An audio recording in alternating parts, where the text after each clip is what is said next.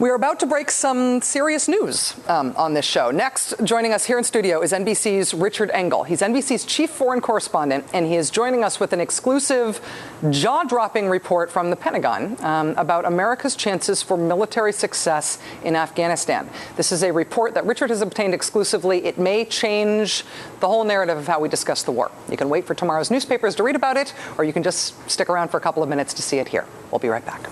A moment with some big news that he has obtained exclusively about the war in Afghanistan. I think that this is potentially narrative-changing, course-changing stuff. He broke the story tonight on NBC Nightly News with Brian Williams. We'll have Richard here in person in just a moment to walk us through this document that he has obtained. Because we are talking about Afghanistan, I do want to report first, though, that an American soldier was killed today there under very worrying circumstances. The Defense Department and NATO are not saying anything about this yet, other than to confirm that an American was killed in a shooting. But it's reports from Afghan and Italian sources that make this so worrying. They're saying that this American was killed by an Afghan soldier who opened fire on foreign troops with whom he was serving. 2 Italian soldiers wounded in the same incident in which 1 American was killed. Again, the Pentagon and NATO are saying only that they're investigating this case. But a corps commander with the Afghan National Army told the Associated Press that this Afghan soldier got angry when NATO soldiers tried to keep him away from a helicopter that was about to land. Italian sources reporting that there was no chance the shooting was accidental. It was intentional. Now, this isn't the first time something like this has happened, not by a long shot. In November, an Afghan policeman shot and killed 5 British soldiers in Helmand province.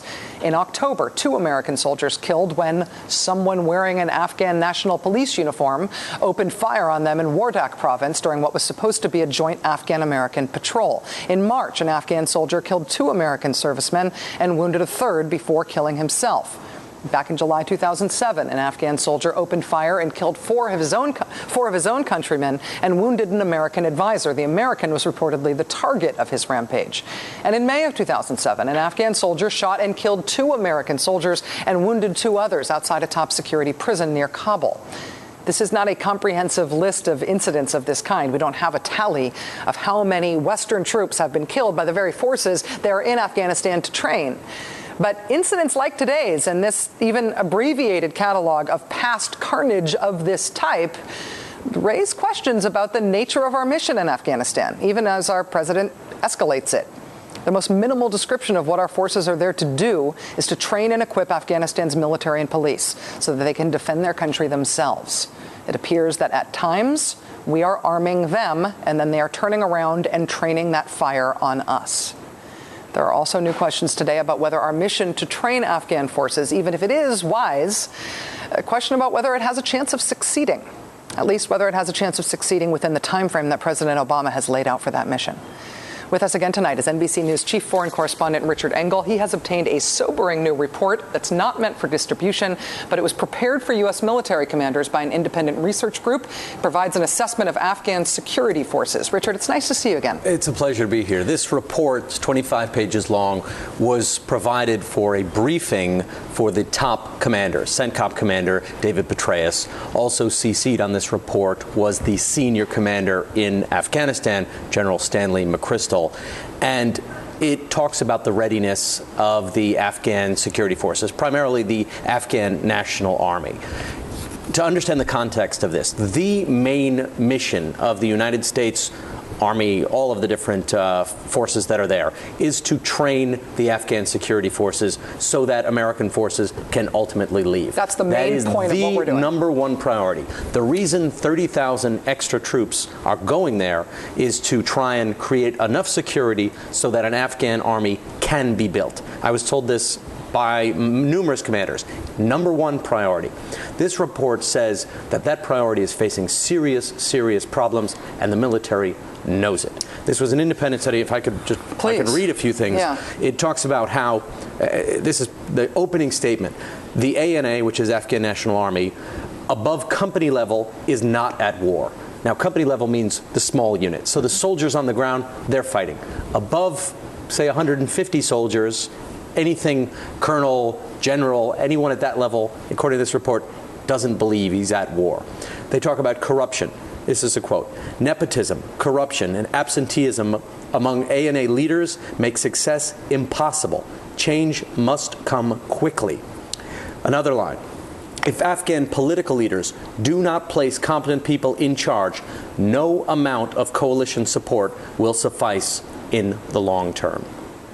It's more than sobering. It says that this is a serious challenge. It goes on to say that rehabilitating the Afghan security forces will not take 1 year. It will take a long time. Did they give a time frame about how long it would take if it was going to happen? No. I've heard that independently from this report that they're thinking about 4 years. And the reason that the dates are important is there is the key speech by President Obama. He said he wants to start dialing back the surge roughly 18 months, the summer of 2011, 18 months from when he announced it. That is impossible, according to this study, to get the Afghan security forces up and running and in place, and even with some sort of semblance. Another key finding in this report says that the numbers of Afghan troops and police that are on the ground are inaccurate. That some battalions will over-report by 40 to 50%. Inflate their numbers. It's a serious So in short, it's this internal assessment, which is not meant for distribution, which has been made available to you, which is in itself a story, says that what we know about the current strength of Afghan army and police is wrong, that it's been overstated. It's been overstated. And the timeline that the president laid out, an 18-month timeline for training, can't work. It explicitly says this can't happen within 18 months. I'll read. There's a line that says, it cannot take a year to fix this problem. And they go on and on describing the problems with the leadership. Quote, many ANA leaders, Afghan National Army leaders, work short days, are often absent, and place personal gain above national survival. So when you hear all of these things, it should raise a degree of concern. If the primary mission, and I've been told the primary mission, is to train the Afghan security forces, it is more than a sobering assessment. It shows we have a lot of work to do. Well, if this reflects the view of the military, this says that the military does not believe it is possible to do what President Obama says the mission is in Afghanistan. This was prepared for the military. Yes. The top commanders want, and I've been told this, that General Petraeus wants realistic, not optimistic assessments. That's a quote from a spokesman tonight about this. They say that this report is not complete yet, that it is a report in progress, but they do recognize that there are serious shortcomings in the Afghan security forces. NBC News Chief Foreign Correspondent Richard Engel, as I said, I think this is a big deal in terms of thinking about why we're fighting there and what for and whether or not it has any chance of success. You're the only one reporting it. You're the only one who has access to this information. Thanks for sharing it with us tonight. It's a pleasure to be here. Appreciate it.